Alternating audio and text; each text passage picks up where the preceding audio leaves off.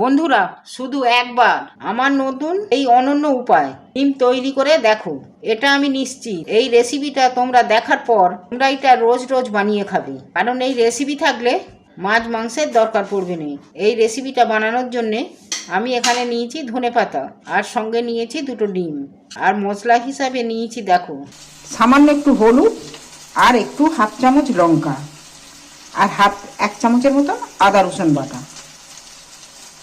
এই আমার রেসিপির মধ্যে মশলা। এই মশলাতেই এমনই রান্নাটা হবে আজ, তরকারি মুখে এই রেসিপি তোমাদের মুখে লেগে থাকবে। ধনেপাতা গোড়ার দিকগুলো কেটে আমি ফেলে দিচ্ছি। এইগুলোকে একটু ছোট ছোট করে কেটে নেব।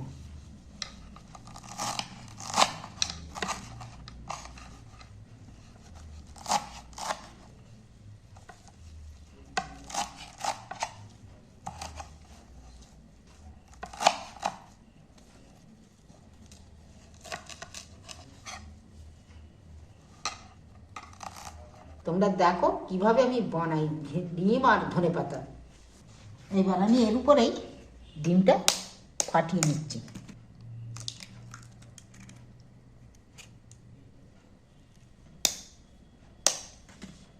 দুটো ডিমকে ফাটিয়ে নিচ্ছি। এইবার আমি ডিম আর ধনেপাতা ফাটিয়ে নিচ্ছি, ফেটে নিচ্ছি একটু।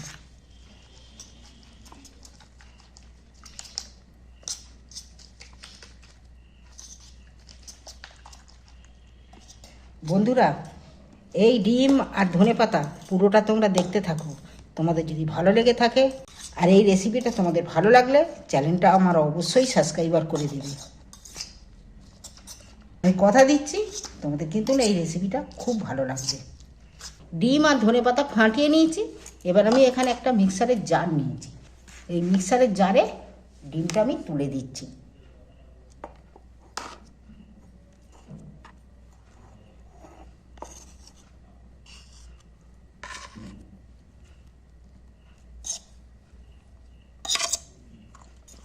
এখানে দেখো আমি দুটো কাঁচা লঙ্কা নিয়েছি। কাঁচা লঙ্কা দুটোকে একটু দুখাদি করে কেটে নিচ্ছি। এই 4টে খাদি কাঁচা লঙ্কা দিয়ে দিন। আর ডিমটা স্বাদ মতো আমি একটু নুনও দিয়ে দিচ্ছি এর মধ্যে। তবে এবার আমি মিক্সারটা একটু দিয়ে নিই। তবে এখানে আমি একটা বাটি নিয়েছি। আমি এখানে বাটিটার মধ্যে একটু সর্ষের তেল একটু দিয়ে নিচ্ছি। তেলটা বাটিটার মধ্যে ভালো করে বুলিয়ে নিচ্ছি।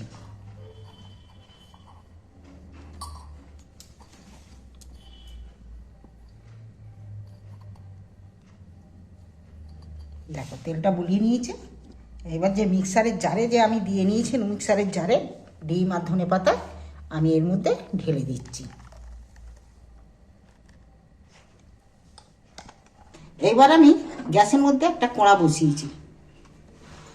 কড়াতে আমি বেশ খানিকটা হাফ লিটারের মতো জল দিয়ে দিচ্ছি। গ্যাসটা জেলে দিচ্ছি। জলটা একটু গরম হোক, হতে হতে আমি একটু চাপা দিয়ে দিচ্ছি ততক্ষণ।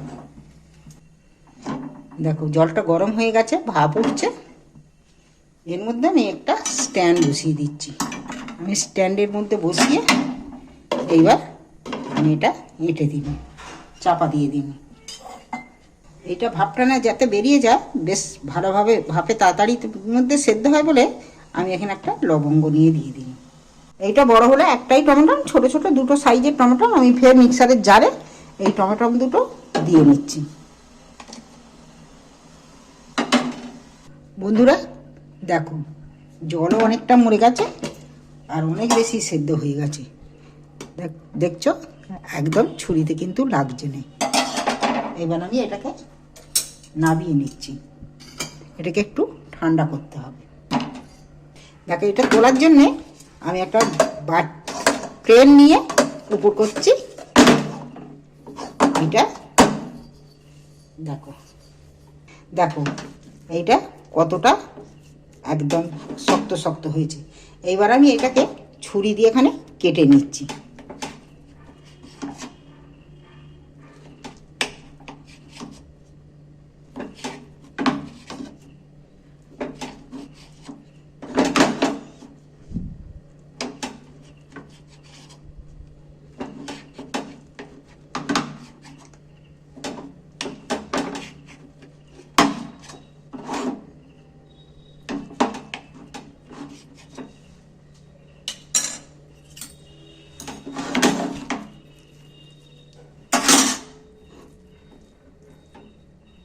দেখো কত সুন্দর দেখতে হয়েছে বলো তো।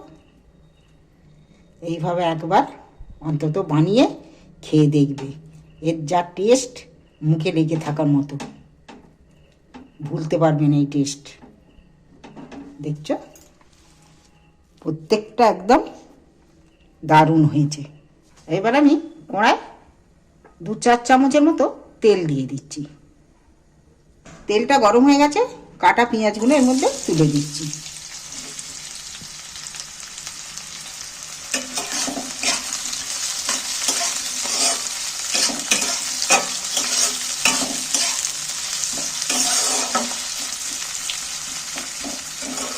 পেঁয়াজগুলো আমি তেলের মধ্যে নাড়াচাড়া করে পেঁয়াজগুলোকে একটু ভালো করে ভাজতে হবে, লাল লাল করে। এর মধ্যে নাড়াচাড়া করতে করতে পেঁয়াজগুলো আমার অনেকটাই লাল হয়ে গেছে।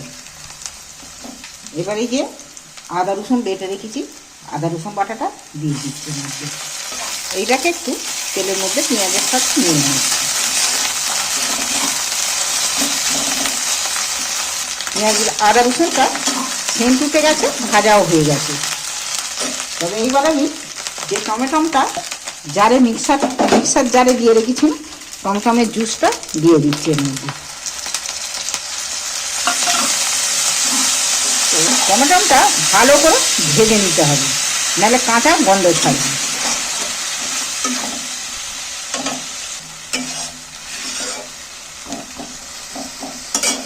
টমেটো মশলাটা স্বাদ মতো নুন দিয়ে দিচ্ছি।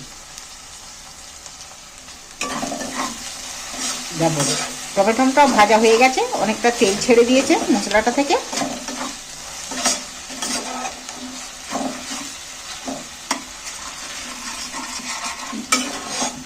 এরপর কিন্তু আর টমেটোটা কাঁচা গন্ধ ছাড়বে না। এবার আমি এখানে হলুদ আর লঙ্কা স্বাদ মতো দিয়ে দিচ্ছি। তোমরা যদি ঝাল বেশি খাও বেশি দিতে পারো, আমি স্বাদ মতো লঙ্কা আর হলুদ দিয়ে দিই। এবার মিক্সার ধোয়া জল একটুখানি সামান্য দিয়ে দিচ্ছি, ফের এই মশলাটা একটু কষার জন্য।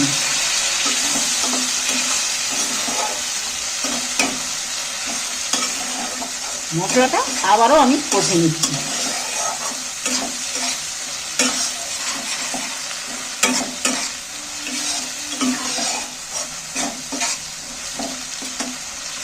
ডিম ধনেপাতার রেসিপিতে মশলাটা কিন্তু দারুণ হয়েছে।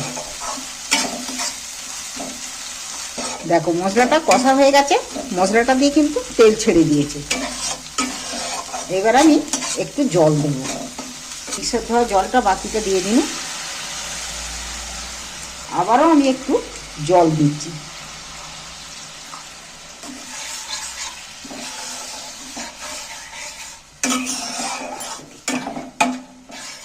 মশলাটা আমার রেডি।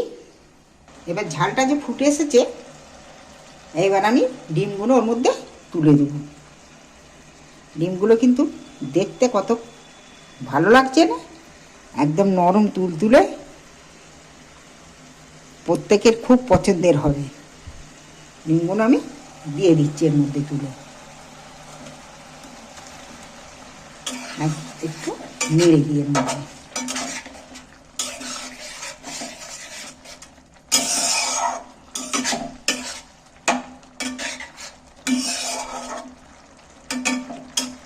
এবার মশলাটার সাথে সেদ্ধ হওয়ার জন্য আমি চাপা দিয়ে দিচ্ছি একটু। ও যা দারুণ সেন্ট উঠেছে না, জিভে জল এসে যাওয়ার মতন। দেখো আমার রেসিপি পুরো রেডি। চলো গ্যাসটাকে অফ করে দিই। দেখো একটা জায়গার মধ্যে এবার আমি তুলে নিচ্ছি কোণা থেকে। এই রেসিপি ভাতে রুটিতে যাতে খাবে তাতেই চলে যাবে। এই রেসিপি তোমাদের ভালো লাগলে চ্যানেলটা অবশ্যই সাবস্ক্রাইব করবে আর আপনজনদের সাথে শেয়ার করবে। আর কেমন বানিয়ে খেলে কমেন্ট করে অবশ্যই জানাবে। একই সঙ্গে আরও একটা রেসিপি দেখিয়ে রাখি, এই রেসিপিটা দেখো তোমাদেরও ভালো লাগবে। আর তোমরা দুপুরের ভাত ও রুটি দিয়েও খেতে পারবে। এই রেসিপিটা তোমরা খুব সহজেই বানিয়ে নিতে পারবে। তাই তোমরা এই রেসিপিটা শুরু থেকে শেষ পর্যন্ত দেখো, সবাই তোমার রান্নার প্রশংসা করবে।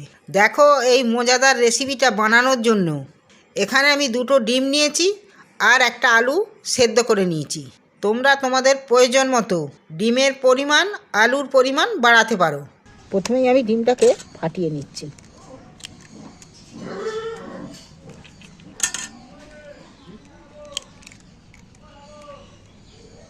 দুটো ডিমকে ফাটিয়ে নিয়েছি একটা জায়গার মধ্যে। আর এবার আলুটা আমি একটা এই যে চাঁচা নিয়েছি এর মধ্যে চেঁচে নেব। তোমরা পারলে মেখেও নিতে পারো, কিন্তু মাখলে একটা ডেলা ডেলা একটু ভাব থাকে, কিন্তু এইটা দিয়ে চেঁচে নিলে আলুটা একদম মিহি হয়ে যায়, খুব ভালো মিষ্টি হয় ডিমটার সাথে, একটুকু ডেলা থাকবে না। আর মাখতেও খুব তাড়াতাড়ি হয়ে যাবে মাখা। এই ডিম আলুর রেসিপি একবারে জিভে জল আনার রেসিপি, না খেলে তোমরা বুঝতে পারবে না। বাচ্চাদের তো খুবই প্রিয় হবে, আমার নাতিটা একদম উত্তম এই রেসিপিতে। একবার পাতে দিলে হয়, যদি ও দুটো তিনটে রুটি খায় ও আরও একটা রুটি বেশি খাবে, ভাতও দুটো বেশি খাবে। তাই আমার নাতির এই রেসিপিটা খুব পছন্দ। ওইটা বানাতে আমি নিয়েছি এখানে নুন, ধনেপাতা কুচোনা, কাঁচা লঙ্কা কুচোনা আর গুঁড়ো গুঁড়ো করে পেঁয়াজ কুচোনা। আর আমি এখানে নিয়েছি চা চামচের হাফ চামচ মরিচের গুঁড়ো। মরিচের গুঁড়োটা যে কোনো রেসিপিতে দিলে না স্বাদটা বেড়ে যায় দারুণ। এবার পরিমাণ মতন নুন দিয়ে দিচ্ছি। আলুটা নুন দিয়ে সেদ্ধ করেছি, কেন দুটো ডিম আছে আর আলুটা খোলা শুদ্ধ সেদ্ধ করেছি, তো নুনটা একটু কমই ঢুকবে। এবার ধনেপাতা কুচোনা, কাঁচা লঙ্কা কুচোনা, আর এইটাই দিচ্ছি গুঁড়ো গুঁড়ো করে পেঁয়াজ কুচোনা। বাটিটা এটা ছোট হয়ে গেছে, আমি একটা আরও অন্য জায়গার মধ্যে ঢেলে নিচ্ছি, মাখতে একটু অসুবিধে হবে।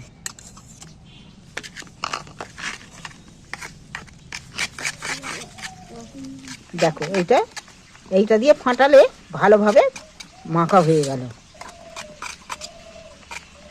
আমি কিন্তু এতে লঙ্কা হলদু কিছুই আর দিচ্ছি না। চলো, ফাটানো হয়ে গেছে, মাখা হয়ে গেছে।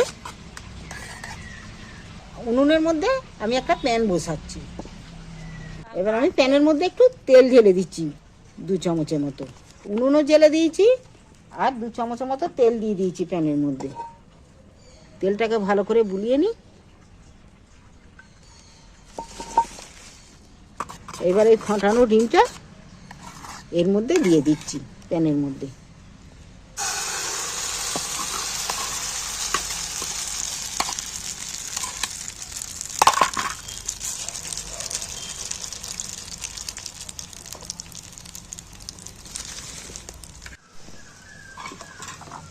দেখো উল্টো পিঠটা হয়ে গেছে, কিন্তু উপরের পিঠটা হয়নি। আমি একবার এটাকে উল্টে দেবো।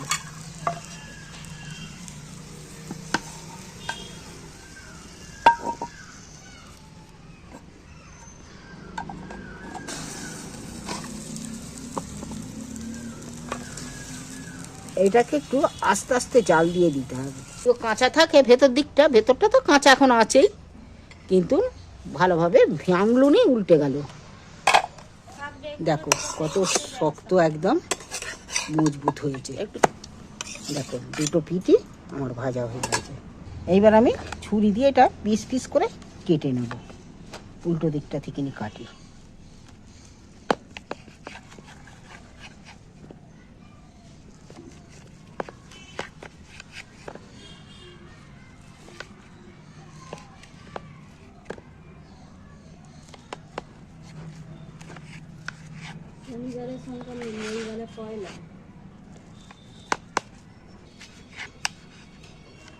দেখো পিস করে কেটে নিয়েছি, কত সুন্দর দেখতে লাগছে বলো তো, একদম নরম তুলতুলে।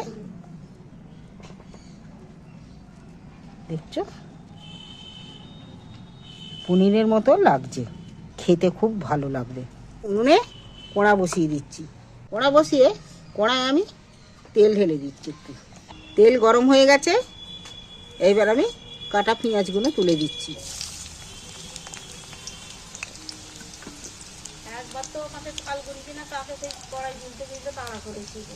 পেঁয়াজের মধ্যে সামান্য একটু নুন দিয়ে দিচ্ছি।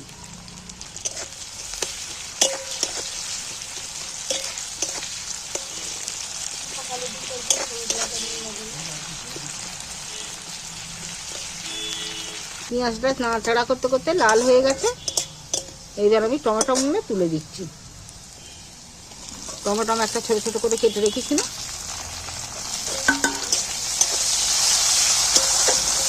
টমেটোটাকেও একটু ভেজে নেব, তাহলে কাঁচা গন্ধটা চলে যাবে।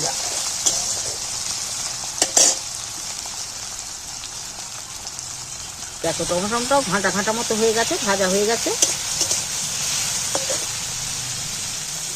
এবার আমি এখানে সামান্য আদা রসুন বেটে রেখেছি, একসাথেই বেটে রেখেছি।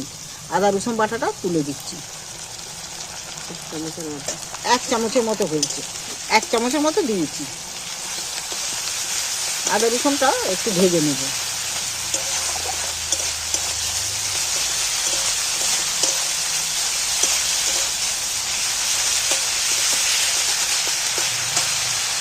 ভাজা হয়ে গেছে, তেল ছেড়ে দিয়েছে। এবার আমি ঝাল হলদি যা দেয়া যতটা দেবো, সামান্য একটু জল দিয়ে দিচ্ছি।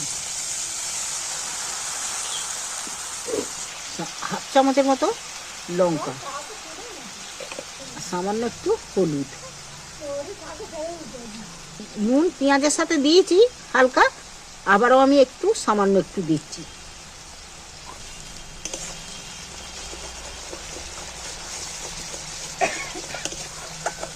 এবার আমি সব মশলাগুলো একসাথে ফের কষিয়ে নিচ্ছি।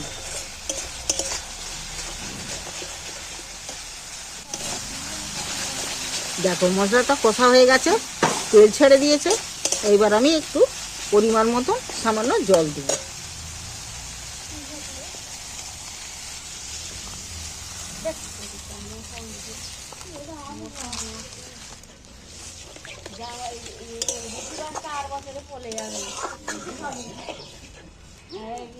ঝালটা আমার ফুটে গেছে। এইবার আমি এই পিসগুলো একটা একটা করে তুলে দিচ্ছি। এই রেসিপিটা দিয়ে ভাত রুটি এইটা দিয়ে সবাই কিন্তু খুব আনন্দের সাথে খাবে, খুব মজা করে খাবে। বাচ্চাদের তো খুবই প্রিয় হবে। এই ডিমের রেসিপি তোমাদের ভালো লাগলে চ্যানেলটা আমার অবশ্যই সাবস্ক্রাইবার করে দিও, আর কমেন্ট করে জানাবে যে কেমন খেলে এই ডিমের রেসিপি। বন্ধুরা দেখো কত সহজেই, কত তাড়াতাড়ির মধ্যে একটা দারুণ স্বাদের রেসিপি হয়ে গেল। এইবার আমি একটা প্লেটের মধ্যে তুলে নিচ্ছি। ভিডিওটা দেখার জন্য, শেষ পর্যন্ত দেখার জন্য ধন্যবাদ তোমাদের।